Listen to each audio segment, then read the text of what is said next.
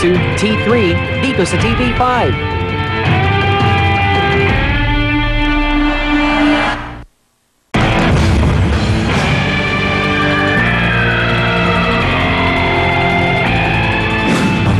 Kailangan ibalik sa Police Academy ang 4 na parak sa Binyan Police Station. Hindi lang siguro sa Police Academy balik. Kailangan siguro masibak. Para Sa kulungan dapat. Yung ginawa nila mga lukulungan. sibak at kulong. Oo.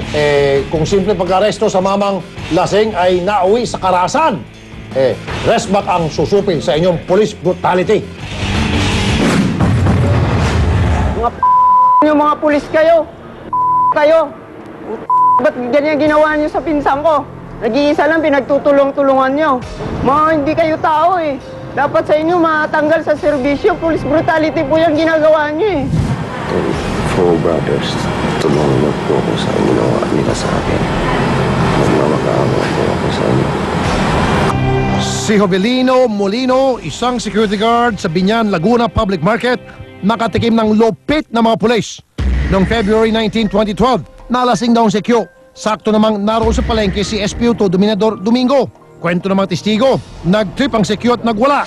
Kaya si SPO2, sinubukang pakalmahin ito. Kaso, ayaw papigil ni Molino. Kaya nang matumba sila ng pulis sa lupa, dito na raw siya pinokpok na martilyo ng pulis.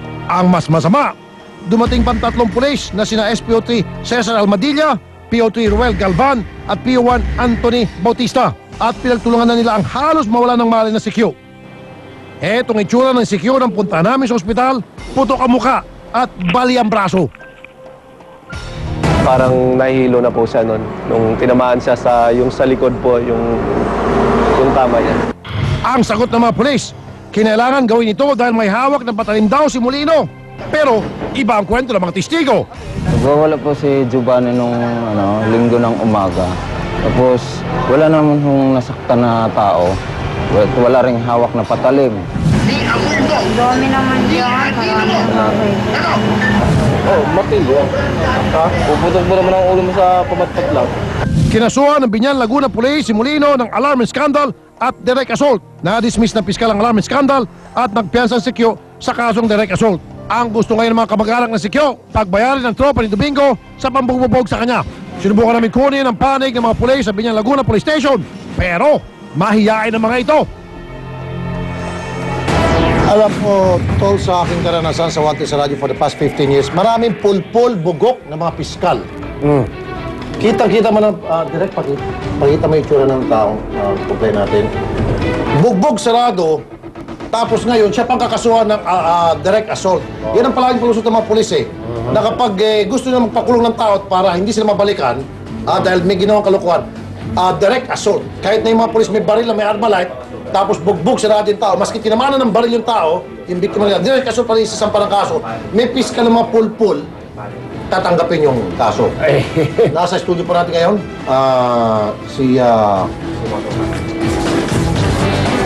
ano bang pangalan, mga writer, scriptwriter, nasaan na kayo? Saan ba ito? Ay, hulaan na lang natin siguro. Wala na natin, ha? Hulaan na natin. Hulaan. Wala tayong pangalan. Si Sir. Ayun!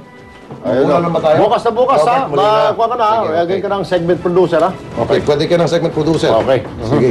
Si, Robert, Boss Robert. Robert. Magandang gabi po. Paano ba nangyari, sir? Nalasing, Kaya natin pagsalita. Sige po. nalasing kasi ako, sir. Tapos, yun, doon naman ako nag-inom sa area namin eh. Yung pwesto talaga namin. Wow. Tapos yun, may dumating na pulis. Dapat sana pakalmahin nila ako eh. Brutal naman. Nagwawala ho kayo. Oo. Nakainom ho kayo. Lasing na lasing, sir. Lasing na lasing. Ba't ho kayo nagwawala? Wala naman.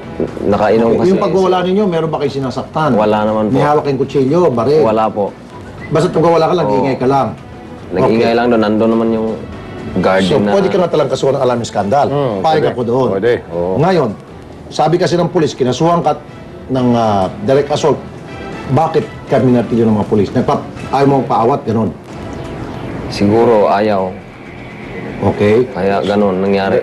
Nevertheless, Tol Rapi, maski na ako, merong pamamaraan dyan na to restrain an individual. Correct. Kasama sa training sa academy yan. No, yung mga kapulisan kasi natin dito, walang training kung paano mag-restrain nga. Sinasabi mo, na unarmed na mga nagwawala ng tao. Oo. Ang alam na kasi ng mga pulis natin, babaril na lang agad. Sus Maria. O dili kaya, kung merong hawak na pamalo, papaluin. Paluin ka agad. Oo. Kasi yung hostage taker nga, hindi mo kailangan barilin basta-basta. Kausapin mo muna. Kung kailangan dakmain yung kutsil, dinadakma. Ilang beses ho kayo pinukpok? Nung pinukpok ako dito, tas dito, nawalan po ako ng malay, sir. Tas, Ilan ho sila? 4. isa pa yon, tas dumating yung 3, naging 4. Napansin nawalan kasi ako ng malay. Nung nagising na ako, nakapusas ako, tas yung bugbog sarado na talaga ako, sinakay ako sa mobile. Sige. Sige po, nasa linya natin telepono. Kayo po ay si Giovanni. Giovanni, sir. Anong sinuot mo kanina, Robert? Anak ko, Mario Josep naman kayo. Mag-usap-usap kayo pagkatapos nito. Lahat kayo mag-usap-usap kayo. Reshuffle. Giovanni Milano. Sorry po, sir. I called you a different name. Robert. Sorry po. Si Mr. Giovanni. Sorry po. Okay.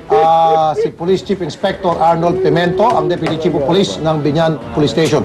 Magandang gabi po, sir. Good afternoon po, Sir Rapi. Opo, sir. Sir, tauhan niyo po itong sina SPO3 Domingo, SPO3 Almadilla, PO3 Galban at PO1 Bautista. Opo. Sir, hindi ba nakakaya to, sir? Parang panluloko pong ginawa ninyo sa pagkipagsabuatan po sa isang bobong pulpul na piskal. Kinasuhan po itong pobre ng direct assault. How could it be called na direct assault? Samantalang siya po, bugbog sarado, ang dami niya pong pasa. Ano po, samantalang mga pulis natin, wala naman. Paano naging direct assault yun? Tapos siya pa ngayon may kaso sa korte, sir? Actually po, yung case nung biktima ay na-file na po natin sa korte, Sir Rapi. Opo. So, papailan po natin yung mga pulis, yung po sinasabi niyo, gusto niyo sabihin, sir, mag-counter yung itong pobre. Opo. Ganun na po siguro, sir. Hello po, sir. So, magka-counter na lang po itong pobre, sir, laban doon sa mga pulis natin. Although, inamin naman po niya, sir, na talaga nagwawala siya dahil lasing siya. However, yung pagwawala niya, wala naman siyang, sir, sinasakta na tao, So, tama lang yung kasuhan siya, alarming skandal. Pero hindi po direct assault. At dapat po hindi siya binugbog. Dapat po yung mga pulis natin, train sila how to restrain an individual na nagwawala, na wala namang armas. Di ba, sir? Hello, sir. Tama ba ako, sir? Sir? Malabo po, sir, kasi ang dating dito. Hello, Opo. sir. Hello. Okay. Odette, bigay ka ng bagong puhunan natin. Major Pimento? Major Pimento? Yes, sir.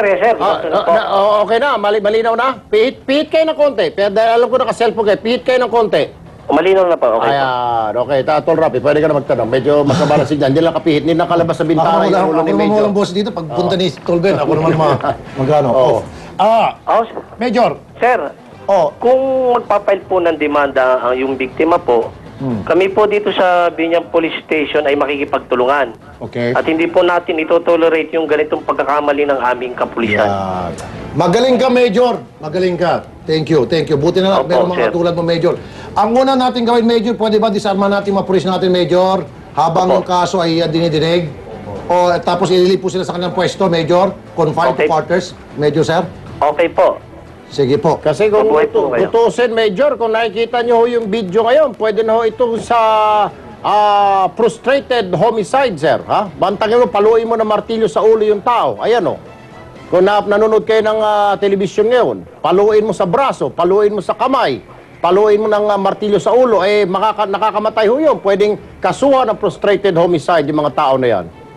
Ang gagawin natin dito, Tol Erwin, yung sa kriminal, of yeah, course, sige. idadala natin sa korte. Of course. And then sa administratibo, sasama natin si Bossing, si Mr. Giovanni, sa Napolcom. Correct. Okay? Ganun po. Sige, pakiusap na lang namin, Major Pimento, dapat laging available po yung tao nyo niya. Kaya tama ho si Tol Rapi, dapat nakakonfine lang po yan sa quarters o sa barracks o sa inyong istasyon para kung anytime po panatawag ng mga hukuman niya, ng korte, baka kapag maipoproduce ninyo. Ano po? At dismaarmano ninyo yan at i-relieve nyo muna i-floating nyo muna yung mga yan. Ano po? Salamat po, Okay Major. po, sir.